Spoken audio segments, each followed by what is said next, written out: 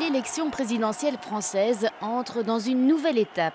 C'est désormais un face-à-face qui oppose le président sortant, Emmanuel Macron, et la candidate d'extrême droite, Marine Le Pen. Ce sont deux projets fondamentalement différents qui s'affrontent, à commencer sur la question européenne. Nous pouvons faire le choix de l'espoir. Le 24 avril, nous pouvons faire le choix de la France et de l'Europe ensemble. Emmanuel Macron défend toujours le projet européen, mais il n'affiche pas la même ferveur qu'il y a 5 ans, car il doit attirer les voix de la gauche radicale eurosceptique. Je pense qu'il doit tenir compte de la logique du deuxième tour, qui suppose un report de voix, notamment ceux de Jean-Luc Mélenchon. Donc l'euroscepticisme n'est pas uniquement à l'extrême droite, c'est quelque chose qui est également diffus à gauche.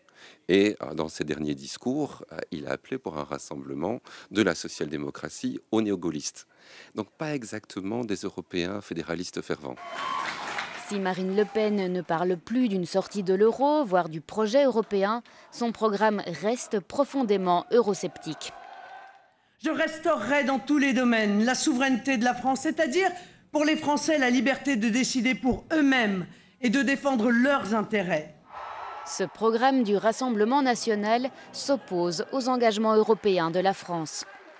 Marine Le Pen remet en cause certaines obligations de la France et envisage par exemple de rétablir un contrôle aux frontières sur les marchandises, ce qui se ferait rétablir les frontières hexagonales au sein du marché unique, ce qui ne peut pas se passer, c'est contraire au traité. Sa politique migratoire, évidemment, serait aussi fortement en contradiction avec les engagements européens et le partenariat avec les autres États membres. Ce sont deux visions de la France qui s'opposent dans cette campagne, mais aussi deux visions de l'avenir du pays en Europe.